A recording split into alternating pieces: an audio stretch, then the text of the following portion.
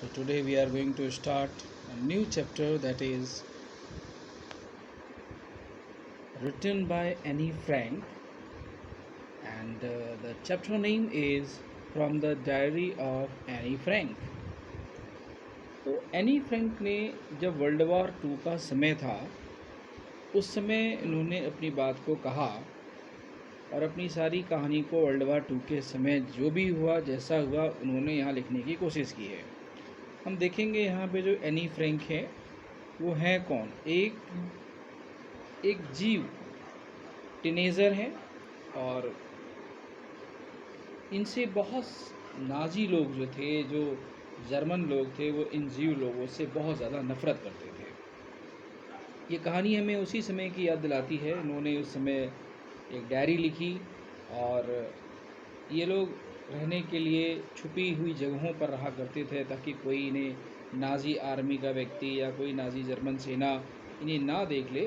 तो इस तरह हमने देखते हैं कि 1942 से लेकर के 1944 का जो समय था उसमें इन्होंने इसको अपनी डायरी को कंप्लीट किया था और वही समय इनकी हाइडिंग का भी रहा। ड्यूरिंग द जर्मन ऑक्यूपेशन, जो जर्मन ऑक्यूपेशन था जिस समय, उन्होंने नीदरलैंड में वर्ल्ड वॉर 2 में जो अपना प्रभाव छोड़ा उसकी वजह से ये सारे जितने भी जीव थे उन्हें छुप कर रहना पड़ता था ताकि कोई इनके खिलाफ कोई एक्शन न ले।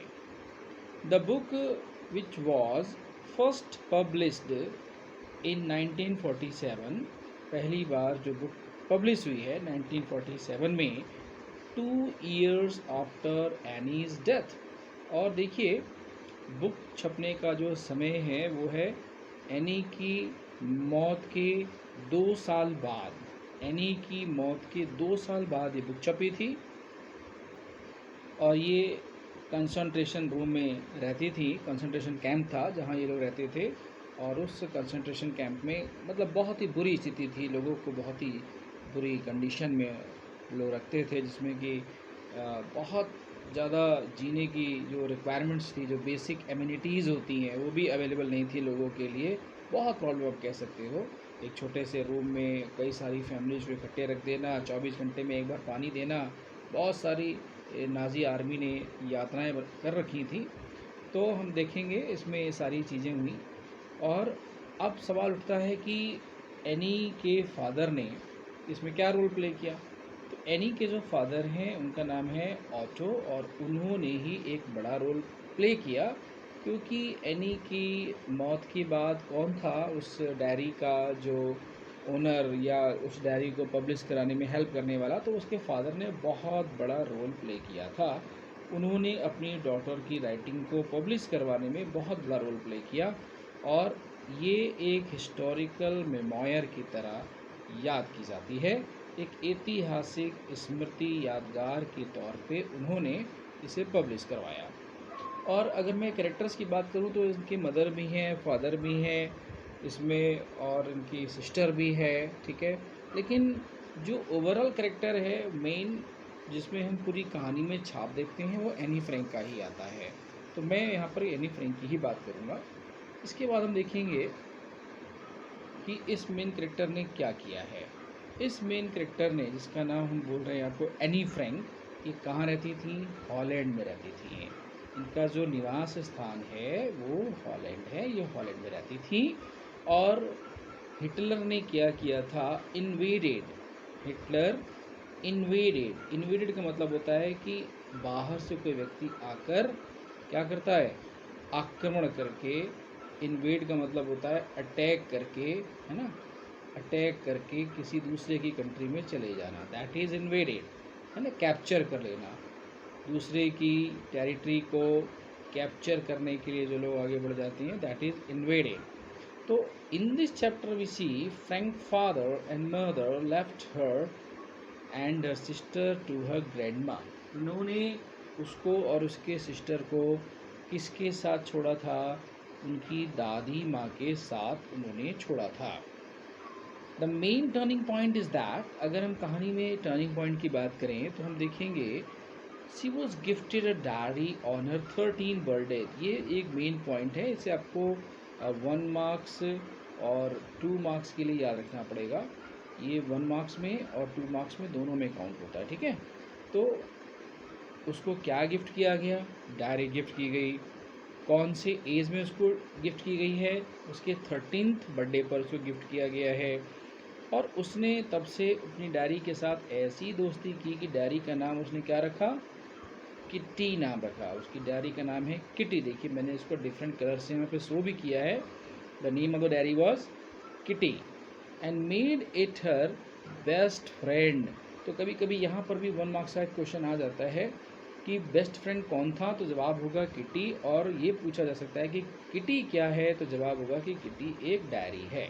तो अगर अलग से आता है कि who is Kitty in this line, तो आप उसको मेंशन करेंगे diary, diary's name is Kitty, okay. And who is the best friend for the any friend, then Kitty is the best friend for any friend.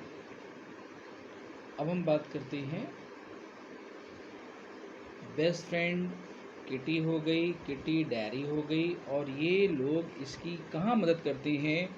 Her loneliness, उसके अकेलेपन को दूर करने का एक सबसे बढ़िया एक जरिया था अपनी डायरी से बातें करना, अपनी डायरी को अपने साथ रखना, अपने जीवन की तमाम बातों को, आशाओं को, निराशाओं को, अपने अकेलेपन के एहसास को, इन सारी चीज़ों को, अपनी फीलिंग्स को, इमोशंस को वो हमेशा अपनी डायरी के साथ शेयर करती थी।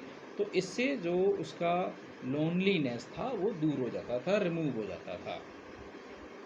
She kept all things in a diary. She wrote all her secrets in her diary.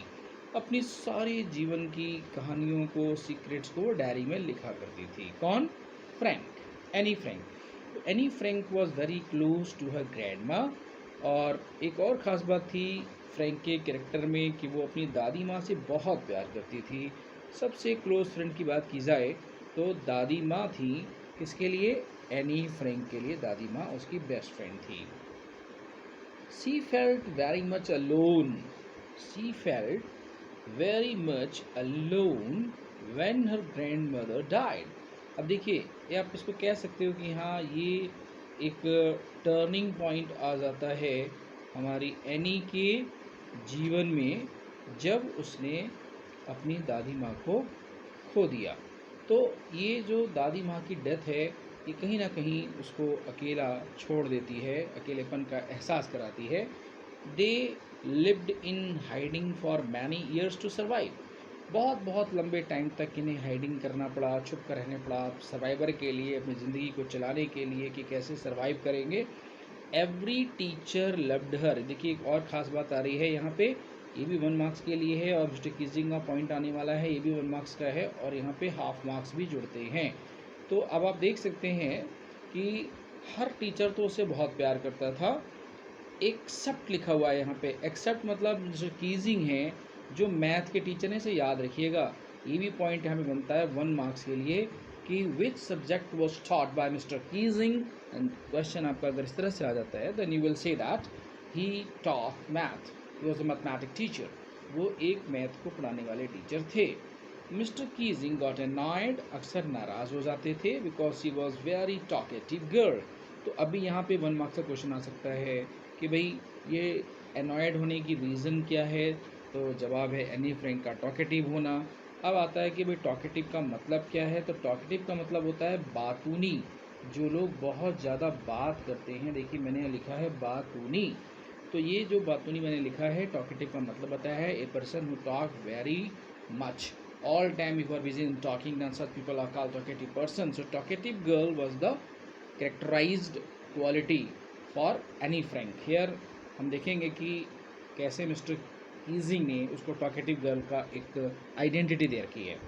She was punished bye Mr Keesing, और कीजिंग ने उसको पनिश भी किया, ऐसा नहीं कि उसको छोड़ा उसकी इस क्वालिटी के लिए। Gave her extra homework many time, और उन्होंने कई बार उसे कई सारे होमवर्क दिए जानबूझ करके कि मैं इसको परेशान करता हूँ। चलो, उन्होंने तो ये सोच के किया कि ये इसके लिए पनिशमेंट होगा, लेकिन एनी फ्रैंक ने क्या किया, ऐसे ही लिख डाला। बड़े बड़े जो उन्होंने टॉपिक दिए, जैसे पहला टॉपिक था क्वैक क्वैक क्वैक, ये एक उन्होंने टॉपिक दिया, इस पर उन्हें लिखा।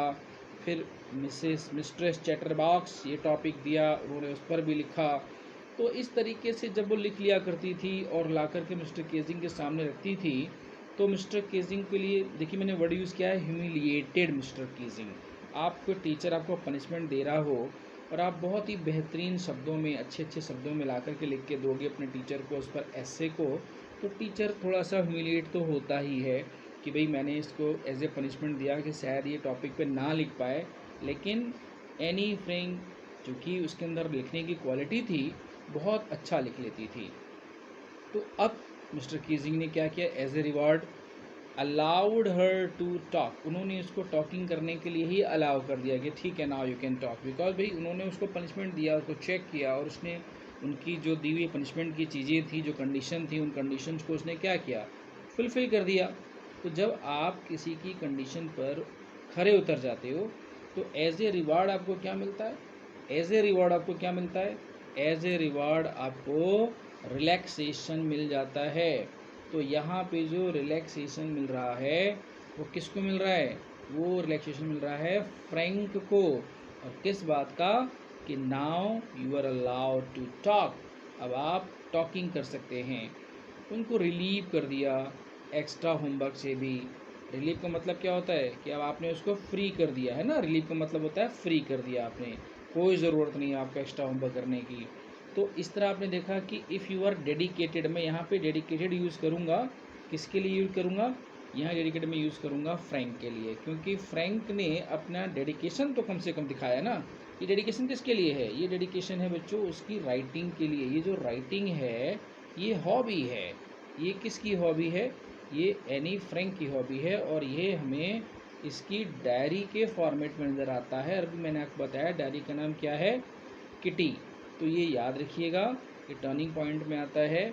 और इसकी जो बेस्ट फ्रेंड है, जिसकी मैंने अभी भी चर्चा भी की थी, बेस्ट फ्रेंड कौन है, वो भी किटी है। और किटी कौन है, वो एक डायरी है। तो ये लास्ट के कुछ पॉइंट्स हैं, आपको याद रखने की ज़रूरत है।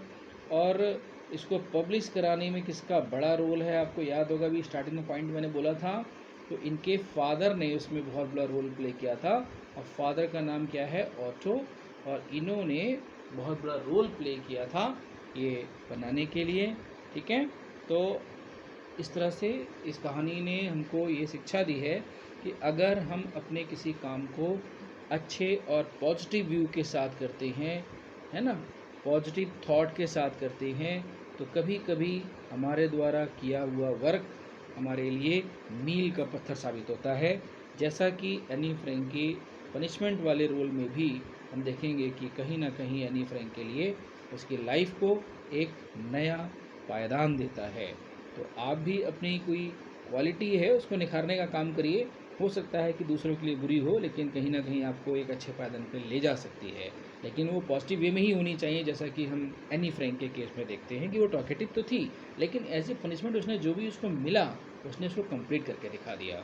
और नतीजा क्या मिला, as a reward she was allowed to talk in the class and relieved. तो ये सारी चीज़ें आपको भी मिल सकती हैं, बशर्ते कि आप समय पर चीज़ों को कंप्लीट करें, ठीक है।